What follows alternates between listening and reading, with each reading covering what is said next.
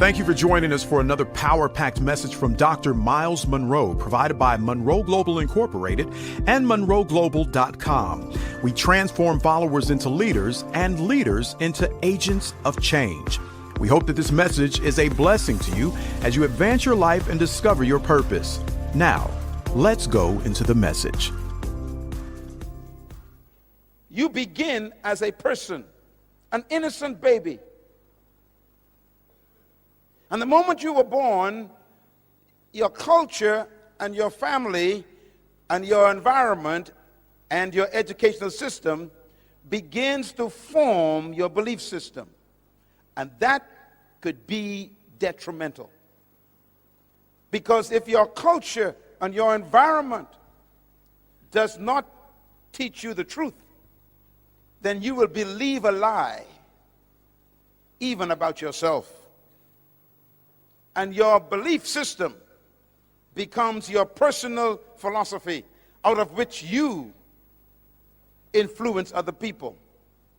And that's why the foundation of your public leadership is determined by your private belief system.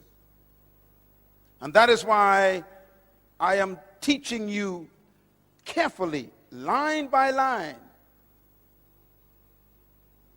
to challenge your ideas about yourself.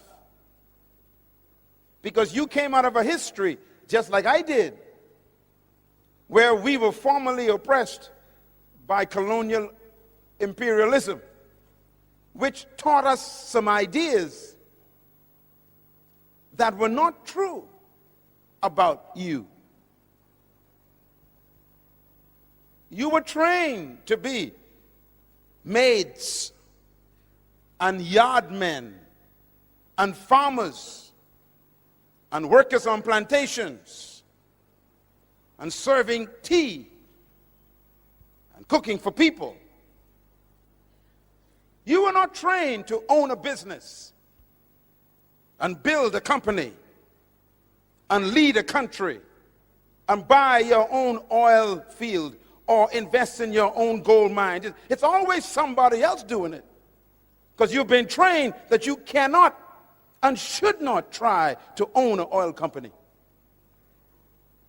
And so we accept the idea. So our philosophy says we cannot own that. So we have been trained to be an employee, not an employer. As a matter of fact, we've been so brainwashed by the wrong philosophy that we are afraid to own things. We are afraid of success.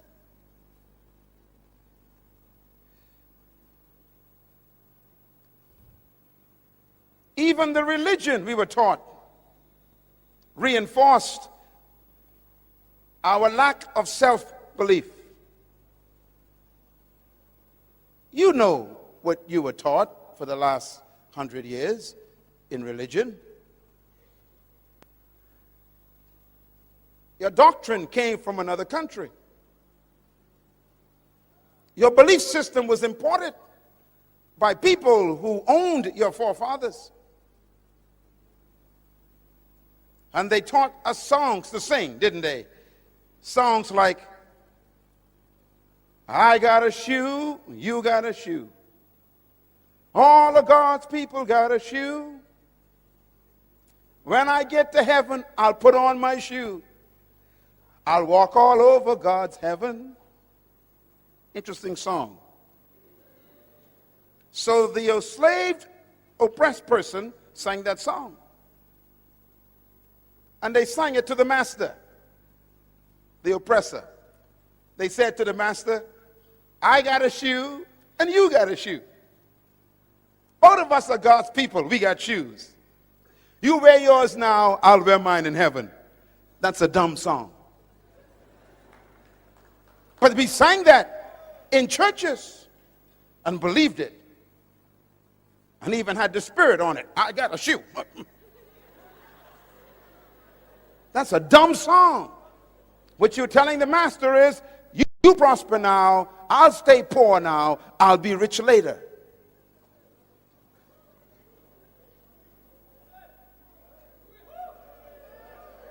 Something's wrong with that philosophy.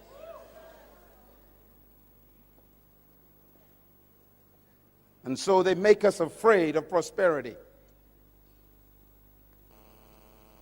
They say things like, you don't want to prosper, you might forget God. So stay poor and you'll stay humble before the Lord. Philosophy.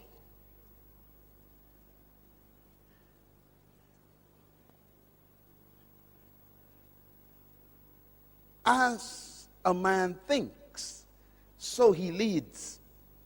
So the pastor who comes out of that philosophy preaches to his people. Stay away from politics. Stay away from money. Stay away from power. Stay away from influence. Just hang on until Jesus comes.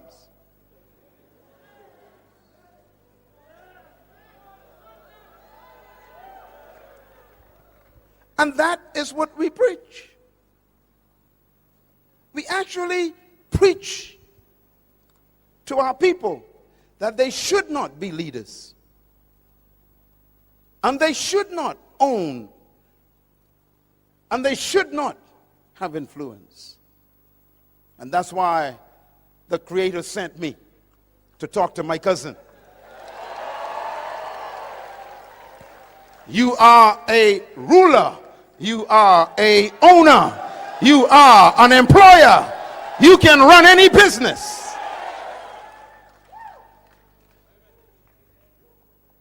But you got to change your belief system. Let me show you a picture of a little boy. See that little boy? I wonder who he is. Can you tell me who he is? No one knows who he is. Just an innocent child. Remember, everybody is born as a person. This little boy came from a family, a broken home. His father abused him. His father was religious, but yet beat him, hurt him. And the little boy grew up with a twisted belief system about God. Let me show you who this little boy really is. That's the little boy. He looks so innocent, doesn't he? But the boy is really that man. That man was trapped in that boy. His name is Adolf Hitler. His philosophy was very serious because he believed in an idea that he picked up from the Romans. And I want to close this session talking about the Romans because Papua New Guinea is ruled by the same ideas that the Romans had.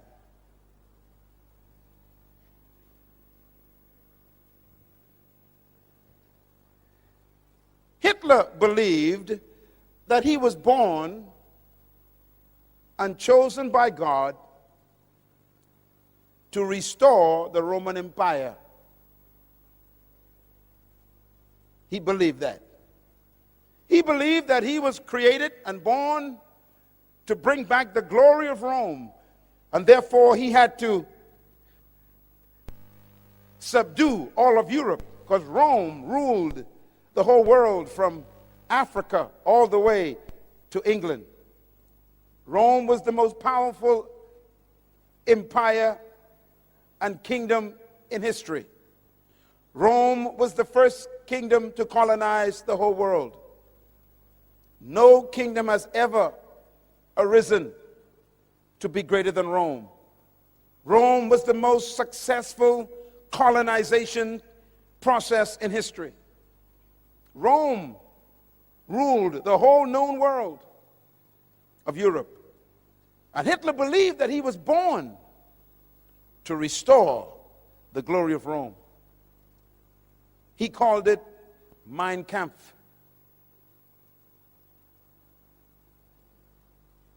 Where did the Romans get their ideas from? And this is important to think about leadership. The Romans conquered the Greeks. The Greeks were the ones who invented the philosophy of leadership that control our world today. Please listen to me carefully. Because Jesus was born under the Roman Empire in a Roman colony controlled by Greek ideas. So don't miss this. The Greeks were the most influential philosophers in modern history. The Greeks were the ones who invented the ideas that control the world right now. As a matter of fact, the Roman Empire adopted the Greek philosophy when they invaded Greece. The Romans were so powerful that they conquered Greece and destroyed the Greek Empire, but they did not destroy the Greek libraries. The Romans are smart people. They took the Greek libraries and they adopted the Greek ideas and philosophy of leadership.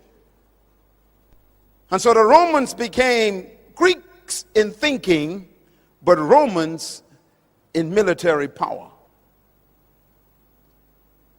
I want to give you quickly why this is important to you in Papua New Guinea. Because Papua New Guinea is a product of the Romans. And Papua New Guinea was ruled by Greek ideas. And that's why we are having difficulty right now with the mentality of the Papua New Guinea people. So you have to listen carefully what I'm going to say. I'm going to talk about your future and your past. The Greeks believed certain things about humanity and about leadership. The Romans adopted them, and the Europeans used them, and they colonized Papua New Guinea. And they used the same ideas of the Greeks to control Papua New Guinea. Papua New Guinea is a very young country. You are still battling with Greek ideas. I'm going to prove it to you. Because every colonization process carried the Greek idea and subdued the people. What did the Greeks believe that's important to you? Write them down. Number one, the Greeks believed that leadership was a product of natural endowment. Very important words. The Greeks believed that leadership was a product of natural endowment. What does this mean? Some of you know about the Greek philosophers who changed the history of the world. Let me give you a few of their names. Plato, very powerful Greek thinker. Aristotle, very powerful Greek philosopher. Socrates, a very powerful Greek thinker. These are the kinds of thinkers who gave their ideas that control the world today. I always tell people that the world is ruled by dead men. Our countries today, including Papua New Guinea, is ruled by dead men. How? Because they left their ideas with us. Ideas outlive humans. And ideas are more powerful than death. And the Greek philosophers like Plato and Aristotle and Socrates, they invented an idea. Look at my lips, please. I'm going to quote one of their ideas. This is a Greek idea. Demokrata. Demokrata is a Greek word. The Greeks invented the idea of democracy. Democracy is not from the Bible, it's from Greece.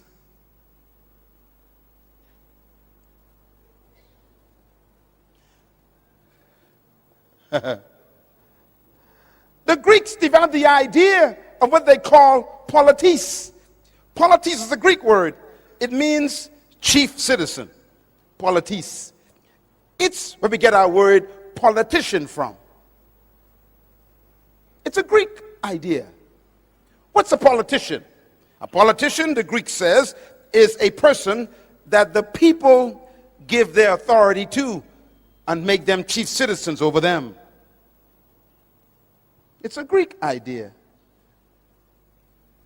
It's when people give their power to one person and tell that person to lead them and to rule them.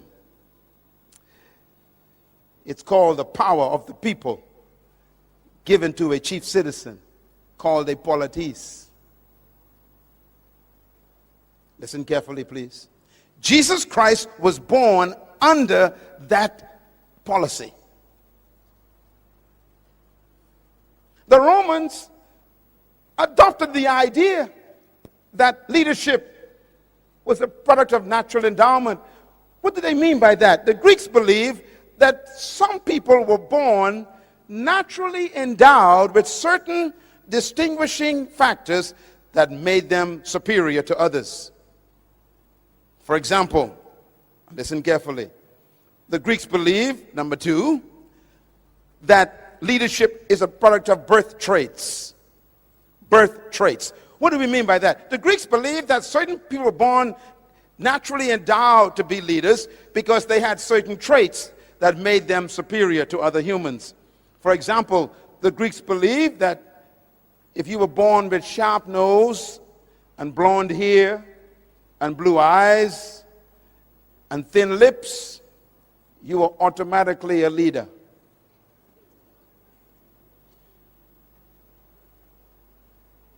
You can read this on the internet if you want to. It's all there.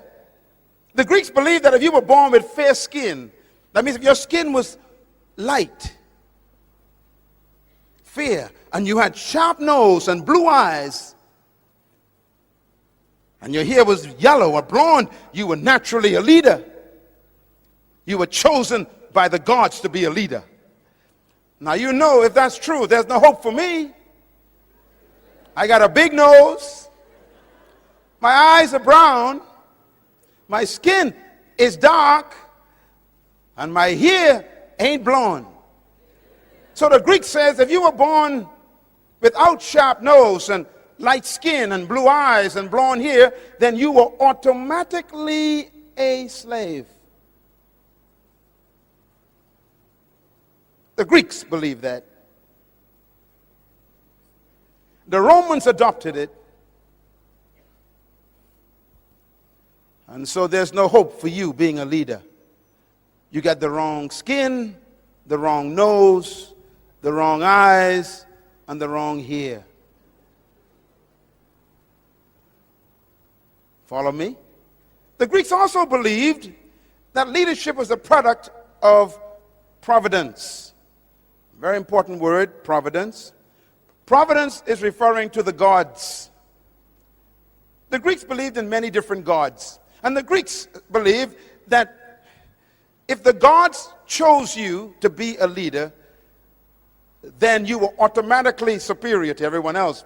If the gods did not choose you to be a leader, then you were automatically a slave and a follower for the rest of your life. In other words, the gods choose leaders. Well, think about it. So if you were born with dark skin and brown eyes and a big nose and thick lips, then the gods chose you to be a slave. That's what they taught. That's what they believed. That was their philosophy.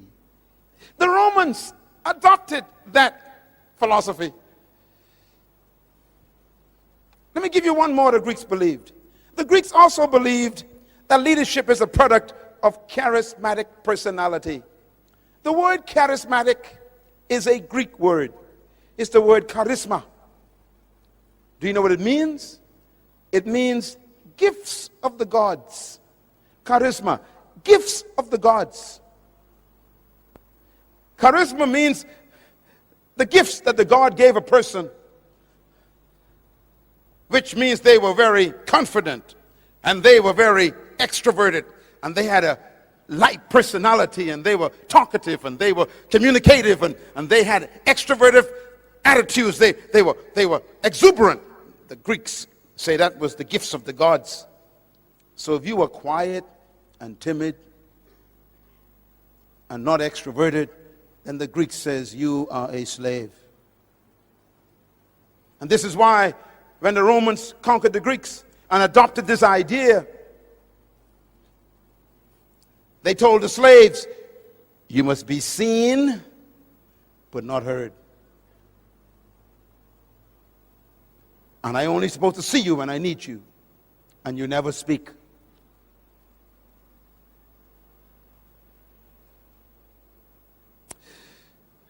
Leadership ideas. And finally, they believed that leadership was reserved for an elite group of people who were destined to be leaders in the world, and the rest of us were destined to be followers. I'm trying to teach you something that's very serious, because the Romans adopted these ideas and made them their culture. The Romans conquered all of Europe, from Africa to Scotland. They conquered the whole of Europe, and they implemented their ideas. So when they met people who were not like them, who didn't have blonde hair or light skin or sharp nose or blue eyes, then they automatically considered them subhumans. The Romans used the word for themselves. They said, we are superior, chosen by the gods. They called themselves the Aryan race.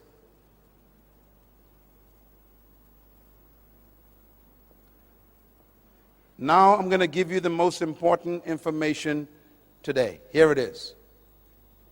The Roman Empire ruled the entire known world, from Africa to Great Britain. The most powerful kingdom on earth under Caesar. They believed that they were chosen by the gods to rule the world. They believed they were handpicked by the gods with certain traits to dominate the world. They believed that they were superior to all other races. And that was in the Roman mentality. Do you know how Rome was defeated? No one could defeat Rome. It was the most powerful empire in history. It had the most powerful army in history. No country could defeat Rome militarily. It was so powerful that when Rome showed up, everybody bowed. And that's why you hear the statement, when in Rome, you do as the Romans do. Wherever they went, they colonized the whole world. And Jesus Christ was born right in the middle of the Roman Empire. He was born in an empire which believed that he was automatically a slave.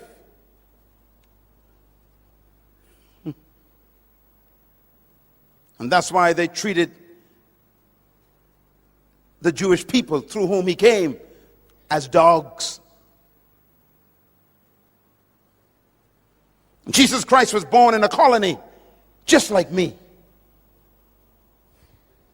He was born subjugated by a powerful colonial power called Rome, just like you. He was taught that he was born to be a second-class citizen. He was taught that he was born to be subjected. He was taught that if some soldier in the Roman Empire asked you to take your cloak off and give it to them, you had to give them your clothes if they were cold. He was taught that when a Roman walked in, you stand up and bow. He was taught if the Roman gave you his shield to carry for a mile, you got to take it. He was taught if a Roman soldier got tired carrying his spear, he could say, here, take it for me, and you have to take it. He was taught that he was not a leader, he was a slave.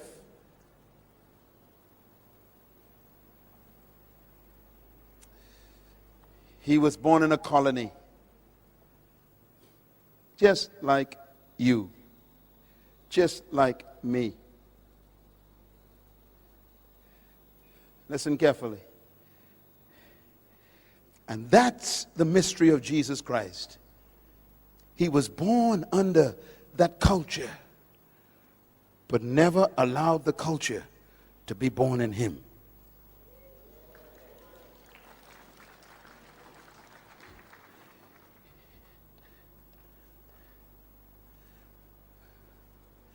Let me explain Papua New Guinea. When the Roman Empire was defeated, it was not defeated by an army. It was defeated by what destroys most countries. The Roman Empire was destroyed by immorality. As a matter of fact, history teaches that the Roman Empire was destroyed by the loins of their leaders. Your loins are right here. Their sexual life destroyed them. They died from the inside. They decayed from immorality. 14 Caesars, 12 were homosexuals. They slept with boys, not women. They fell in love with their lust to the point where they became so immoral that they began to have men marrying men. It's as old as 2,000 years ago. They were destroyed by their lusts of the flesh. When a country begins to embrace immorality, their demise is on the way. When a country begins to sanction immoral acts that God condemned, don't worry about that country. They are dying. No matter how powerful your guns and military weapons are, if your morality becomes a cancer, your weapons become useless. And Rome died in the bedroom. And so the Roman Empire fell apart. It broke up through strife. Look at me, please. This is important. When the Roman Empire fell apart, it broke up into small little kingdoms. It used to be one kingdom, but now it became many kingdoms. Let me name some of the kingdoms that the Roman Empire became. There was a kingdom called Franco. We call it France today. That was a Roman kingdom. The second kingdom was Spanian. We call it Spain today. It's a Roman kingdom. Another kingdom was called Portugal. We call it Portugal today. It was a Roman kingdom. Another kingdom that came from the Roman Empire was Anglo-Britannia. Anglo-Britannia. Great Britain is a Roman kingdom.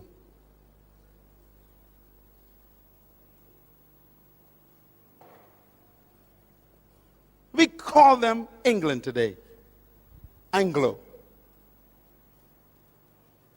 Light skin. Interesting, all of these kingdoms have the Roman philosophy. And they decided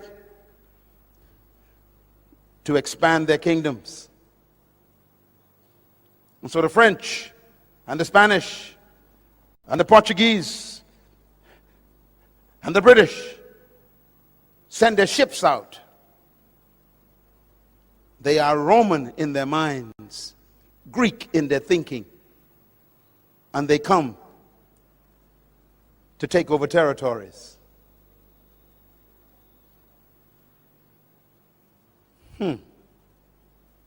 So they began to invade islands and continents. They came to the Caribbean. They came to Africa. They came to Central America. They went out to South America. And then they came to the Pacific. And they brought with them their philosophy. What's their philosophy? Greek. What does the Greek teach?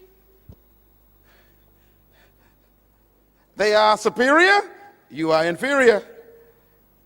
Your nose is big. Your skin is dark. Your hair is not blonde, and your eyes ain't blue, and your lips are thick. You are, the gods gave you to me to be my slave. So why educate a slave? Why give a slave nice clothes? Why give a slave a property? Why give a slave authority? Why give a slave money? Why give a slave a future? Philosophy.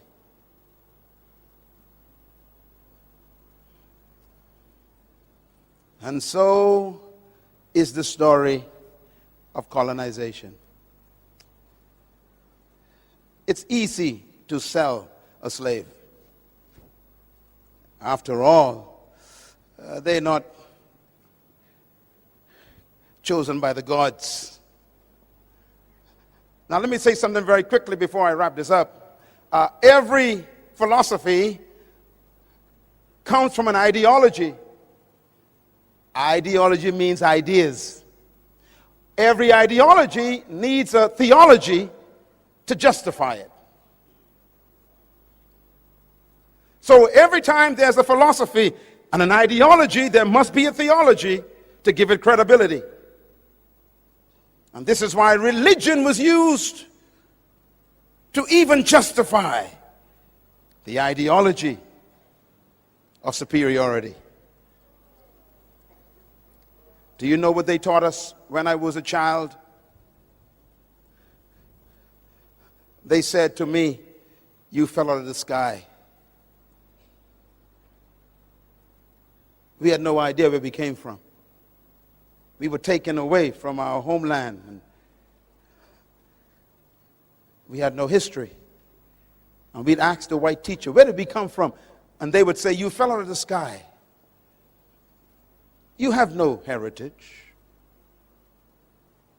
You are one of the fallen angels."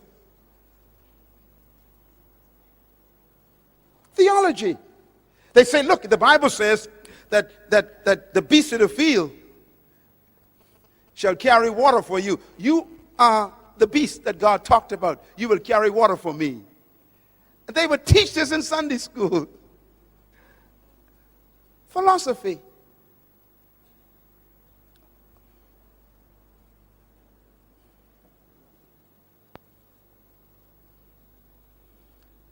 And here we are now, still under Democrat. 200 years of conviction that you are not equal to others. 200 years of miseducation that you cannot think sophisticatedly. 200 years of believing that others with certain traits are much more superior and more intelligent and better than you. Philosophy. And so they say, you must be quiet. You cannot speak much. You're not supposed to express your ideas. You keep your thoughts to yourself. Just make tea. You're not supposed to speak up when you see something going wrong. How dare you? You're not smart enough to see what is wrong.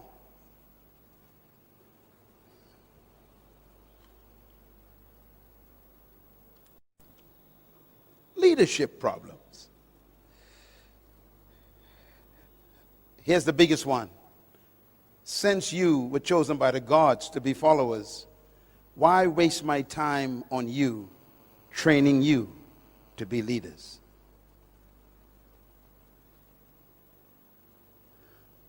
So if you study all the colonies in history, including mine, where I'm from, the colonizers never trained leaders.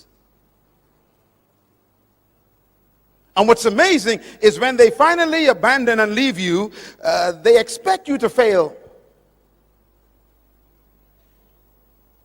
And that's why they leave. They always say, well, of course, there are more of you than us, so we're going to get out of here in case you kill us.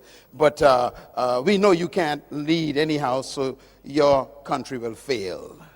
So they expect you to fail. Well, I don't understand that, because if you didn't train me, how can I succeed? And when you do fail, then they blame you and say, see, I told you, you ain't intelligent enough to succeed. They forget that my failure is proof of their failure.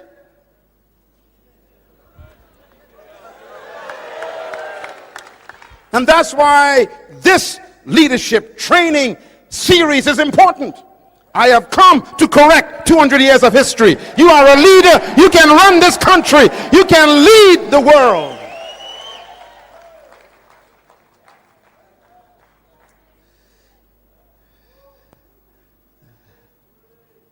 Take a deep breath. Tell your neighbor, I was born to lead. Clap.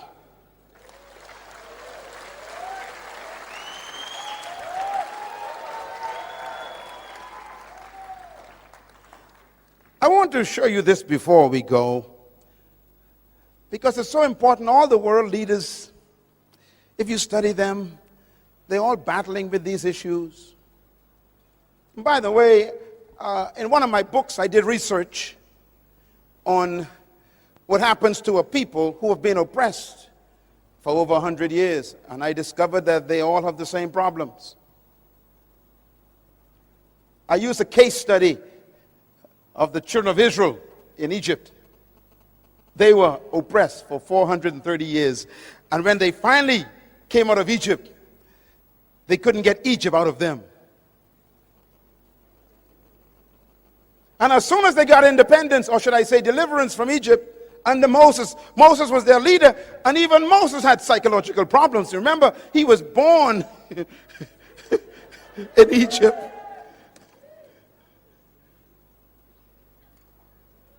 But you'll remember that when they came out of Egypt, they didn't go into freedom. They was just delivered. Don't confuse deliverance with freedom. Papua New Guinea is not free yet. You are simply delivered. You are in the desert.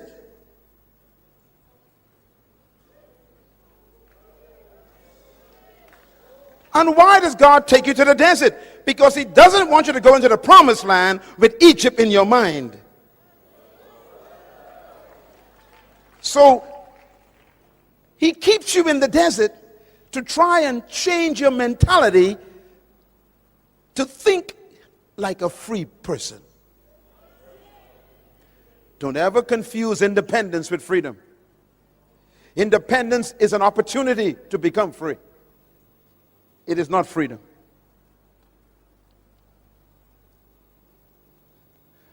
They were delivered from Egypt. They were independent from Egypt, but they still wasn't in the promised land. You are not yet in the New Guinea that God promised you yet. Because that Papua New Guinea requires a new kind of mentality.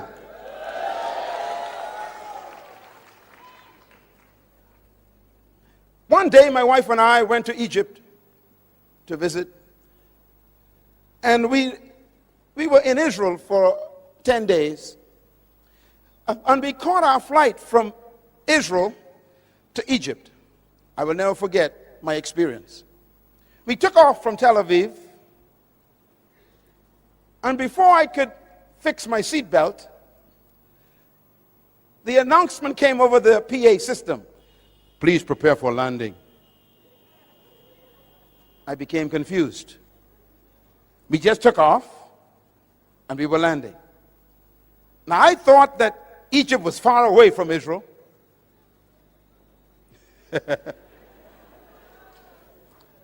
And so I became confused. I said to the flight attendant, I said, excuse me, ma'am, is there a problem? She said, why? I said, why are we landing? She said, we are about to enter Cairo, Egypt. I said, but we just took off from Israel. She said, yes, sir. I said, but we didn't fly. She said, I know. I said, we're landing. She said, yes, we're landing. I said, wait a minute.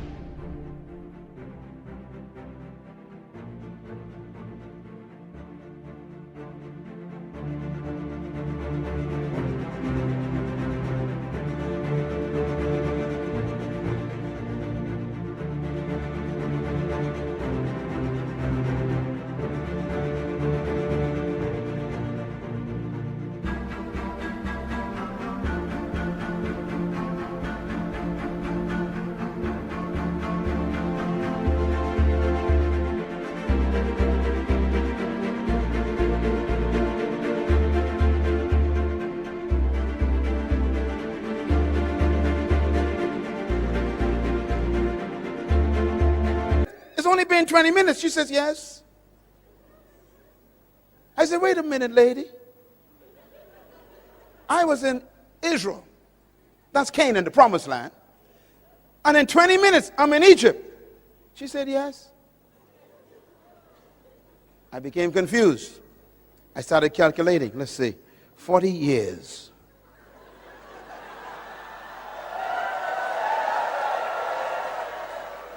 Why would it take 40 years to make a 20-minute journey? Interesting question. When we arrived in Egypt, we went to the hotel, put our bags down. Our guide came later that day to take us to see the pyramids and go to El-Aqsa and all the places of Egypt to see all the pharaohs, you know, the history and everything. And we went to the pyramids and everything, and it's beautiful. And we felt like we entered the Old Testament, because that's where the Old Testament, really, most of it took place. And I said to my guide, when we were driving, I said, sir, how far away are we from Israel? He said, depends on how you get there. I said, okay, if I drove in a car, how long would it take?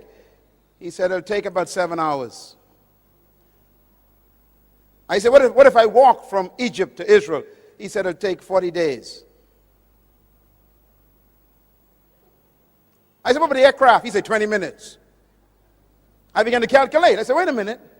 If I drove in a car on a bus, it's 7 hours. If I walked, it's 40 days. If I flew, it's 20 minutes. I went back to my hotel room, confused. I picked up my Bible, because I had to go and find out what happened. And the Bible says, and they left Egypt, headed toward the promised land. But God did not take them directly there. I'm quoting the Bible. Because they were afraid in their minds. So he led them the long way around to get Egypt out of their minds. Now here's my mystery.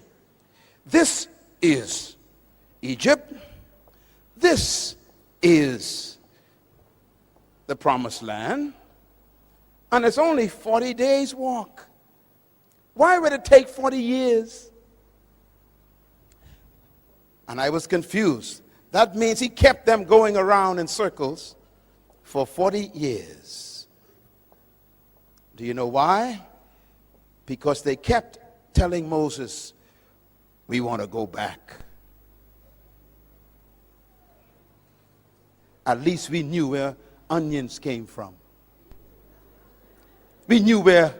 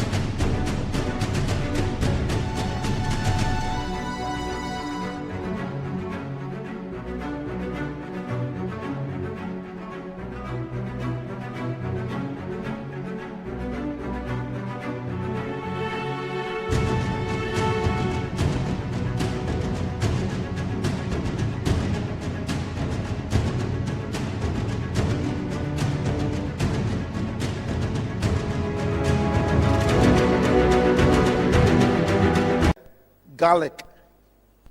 There were pots of food in Egypt. Let's go back to the British way. It's too hard to run your own country. It's too difficult to take responsibility for your own future. Take us back to a place where other people ran our lives. We didn't have to think. Take us back where they provided peanut butter and cheese.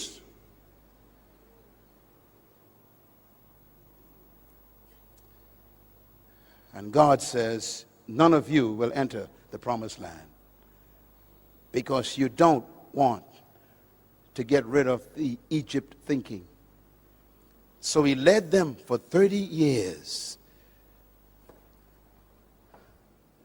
Do you know why? Because 40 years is a generation. That means he kept them going in circles until he got what they were carrying. They were carrying the next generation. Joshua was not born in Egypt. He was born in the wilderness. Caleb was not born in Egypt. He was born in the wilderness. There are some people in this room who cannot make it to the promised land of the new Papua New Guinea. Why? They still want to go back. I'm not talking to you. I'm talking to the one right behind you.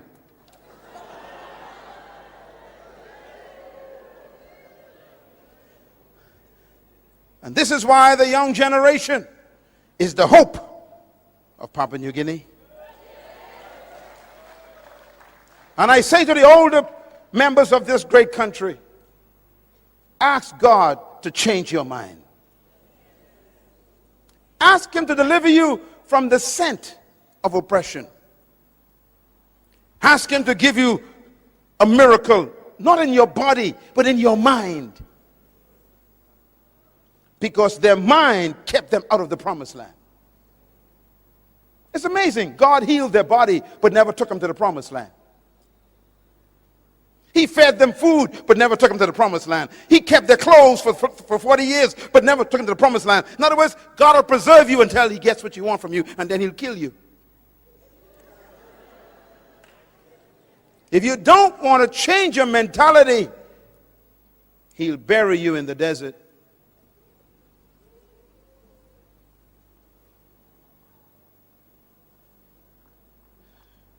Moses never made it.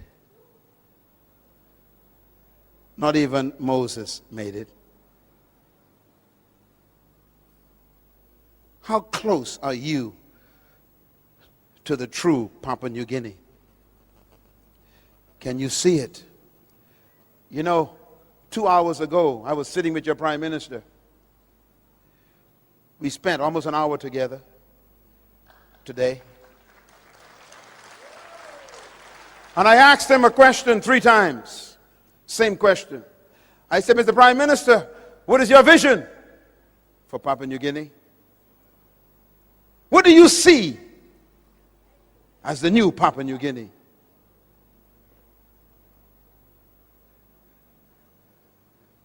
And he talked about what he saw. He saw a country where everybody was educated, free education. He saw a country where people had good health and welfare. They were taken care of. Diseases were almost non-existent. He saw a country where opportunity for people to own companies and to build businesses and to have share in the investment of their country. He said, I see this. And I told him, then you need to educate. You need to provide free education for every child in Papua New Guinea. Because until their mind is free, they are stuck in the wilderness. Sitting in this room are some of the greatest leaders in the world. And I believe that with all my heart. You are an awesome leader, young woman. But you have to unlearn what you've been taught by history. You must be free from the Greek mentality and the Roman ideology. You must be set free from the spirit of colonization. And believe that you can govern this country effectively by God's help. I beg you today to be delivered from Greek philosophy, because I too was a victim. Now let me close with how I got delivered. You want to know how I got delivered? Traditional leadership teaches that leadership is controlling and imposing your will on people. That is not true leadership. Secular leadership says that leadership is management of people.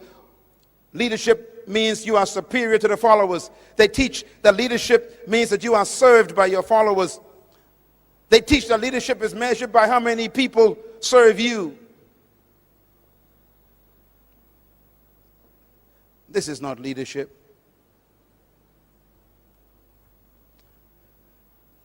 Please go back and invest in those books, because until you get mentally free, you'll never make it to the new Papua New Guinea. The promised land is a beautiful one. I'm afraid for this country. This country has so much wealth in it now that we need true leaders to govern it. And that's why you're here today. Maybe God is preparing you to go into political life, to govern this country in the fear of God, intellectually stimulated by the truth about yourself, where you do not harm people for your own private ambition. Here's my philosophy of leadership. It's opposite to the Romans. Number one, I believe that trapped in every follower is a hidden leader. Number two, I believe that every human being was created to lead and designed to dominate. Number three, I believe leadership potential resides in every human being. Number four, I believe that you were born to lead, but you must become, through a process, a leader. And number five, I believe that true leadership is not doing things, but manifesting yourself. I believe with all my heart that the purpose for true leadership is not to maintain followers, but to produce other leaders. I believe these things as my philosophy. And that is why I travel around the world to come here to wake up the sleeping leader on the inside of you. My philosophy helps me set people free, not oppress people. My philosophy helps me believe in your equality, not your inferiority. Where did I get my philosophy from? I got it from the one who created all humanity. And here's the bottom line. Genesis chapter 1, verse 26. It says, and God said, let us make man, how? In our own image and in our likeness. Why? To let them have dominion over the fish and the birds and the animals and the trees and over all the earth and all that creeps upon the ground. Why did God create you? To have dominion. He didn't say let some of them have dominion. He said let all of them. Be dominators. Tell your neighbor, I'm a dominator by creation. Say it loud, I was born to dominate. Shout it loud, I was born to dominate. Tell your neighbor, I'm a dominator by birth. Tell your neighbor, I was designed to dominate. Come on, say it loud, I was born to dominate. God said, let them have dominion over the earth. So the purpose for your creation is dominion. And therefore, dominion is the most important word to you. Verse 27 says, so God created man in his own image. Watch this. Male and female created he them. And God blessed them and said unto them, have dominion. That means male and female are equal before God, and they are both dominators. Clap your hands anyhow.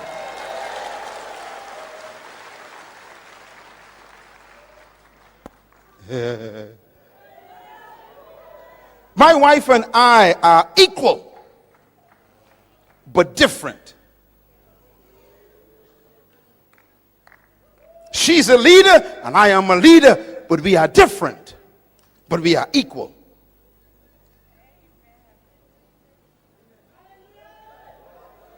Male and female created he them. And God blessed them and said unto them, both of them, have dominion. In other words, the word dominion is an important word. It tells you why you were created. I did some research for you. Write it down. The word dominion is the Hebrew word radah. R-A-D-A-H. And here's what it means. It means to govern, to rule, to control, to master, to manage, and to lead. In other words, God gave you birth to have dominion over the earth, to lead. And here's the bottom line. If God created you to have dominion, which means to govern, to rule, to control, to lead, to master, then that means he built into you the ability to do it. God built into the seed the ability to become a tree. But the seed could die as a seed.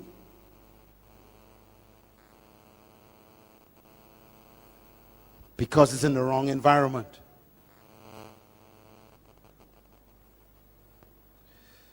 For 180 years, some of our countries have been in the wrong environment.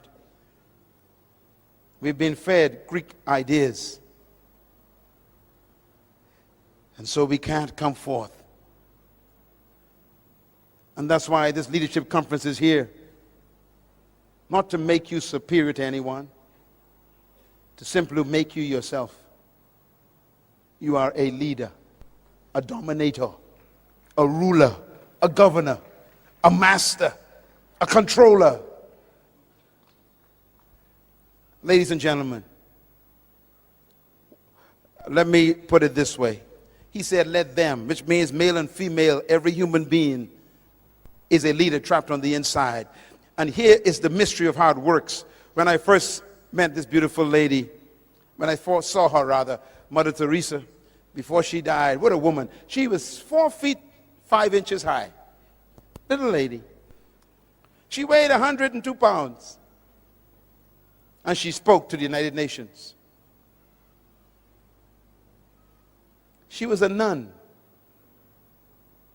What made her so powerful? She discovered her gift. She discovered her purpose, her passion. Listen, please. Whatever you were born to be is trapped inside of you.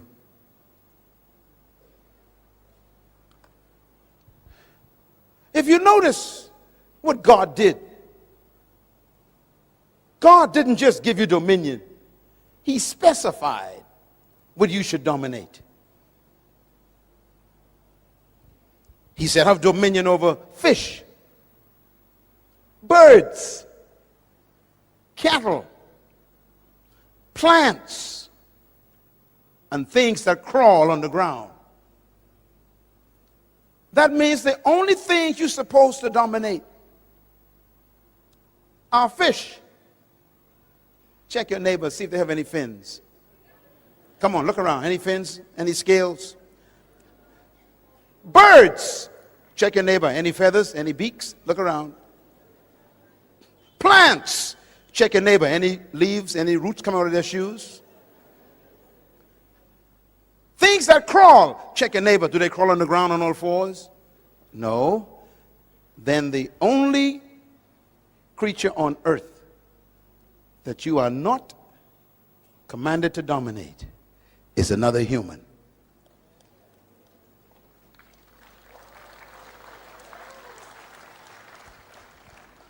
And that is why, in order for slavery to work, they must reduce you from being a human.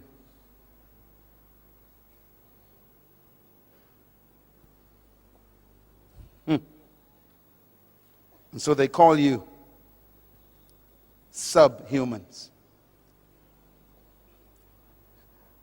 Highly developed monkeys. Sophisticated chimpanzees. Intelligent gorillas. They just don't want to make you a man, a human. Why? If you're a human, they can't dominate you.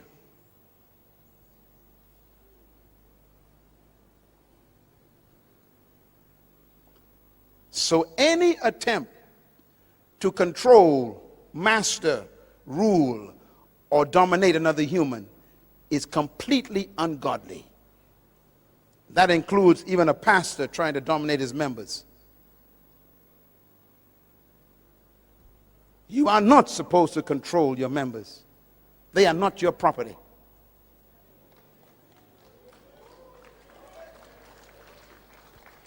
You are not to control and own anyone in your company.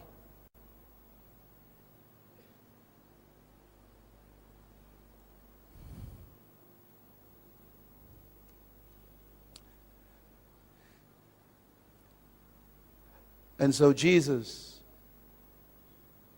was living in a colony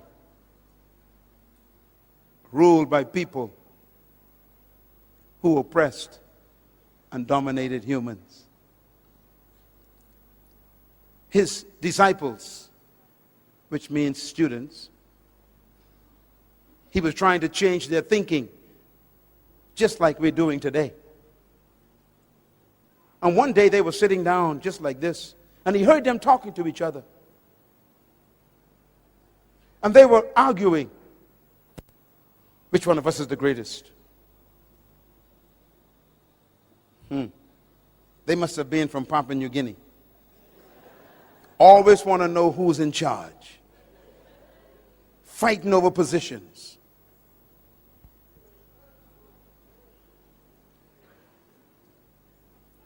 And he said to them, "What are you discussing?" He heard them, and they were so embarrassed. He said, "Are you asking who's the greatest among you?" And the Bible says he called a little child. He says, "Come, baby." And he put a child in the middle of them. He said, "The greatest among you is like a child.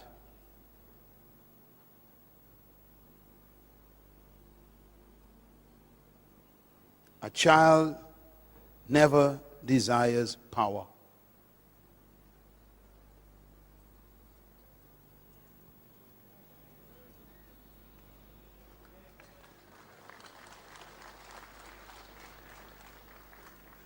Two days later, he was sitting, having a meal, and two of his disciples came to him again, and they said, Mom, go and ask him if both of us could become deputy prime ministers when he become king of his kingdom. Forget the other 10. Make sure look out for ourselves, Mom."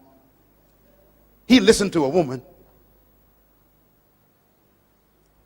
And their mother went to Jesus and said, "Sir, good master, will you make sure that my two boys sit on your right and your left?" when you come into your kingdom. And Jesus was shocked. And he said, woman, first of all, you don't know what you're asking. You can't ask for leadership positions.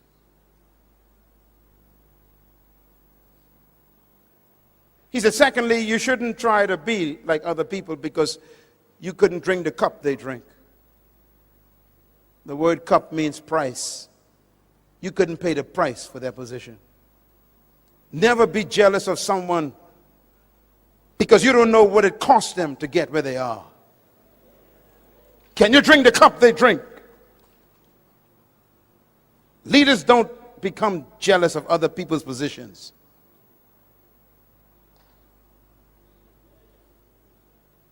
And then he said these words. To sit on my right and my left is not mine to give.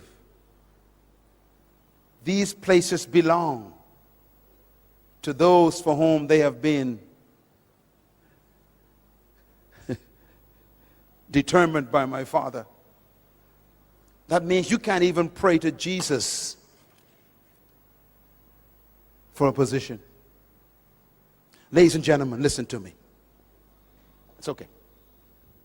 Listen. Don't look at me. This is very important. And then he said these words.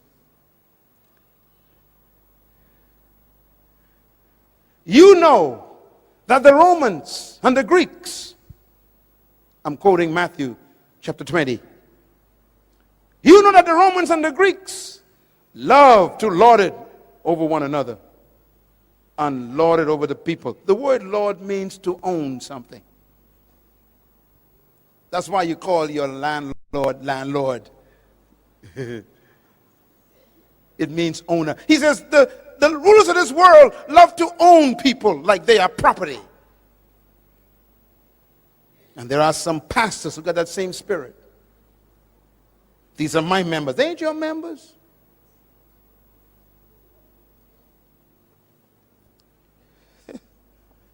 The Apostle Peter says, pastors, do not lord it over God's flock. The same word Jesus used for the Romans. You don't control people. True leaders don't own people. They set people free to become great. He said, do not lord it over people like the Romans do. And then he says these words, it shall not be like that among you. Because in my kingdom, if you want to be a great leader, you must become the servant of everybody.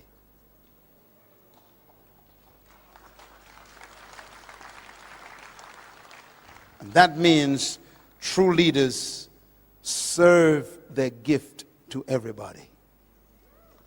It doesn't mean to become a subservient. It means to serve yourself to your generation, to give your gift to humanity. I'm doing that right now. This is my gift. My gift is training third world leaders. This is my gift. What is your gift? Because your gift is your area of leadership.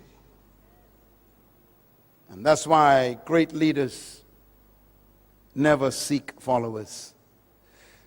They seek to serve themselves to their generation.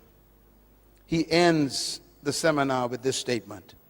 He says, just like the Son of Man did not come to be served, but to serve himself, a ransom for many.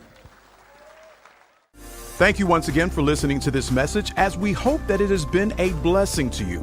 Our goal is to show you new paths and opportunities so that you can discover your purpose. It is your love, support, and partnership that makes Munroe Global possible. Please visit us online at www.munroeglobal.com for more product, partnership, or to join us at one of our live events around the world.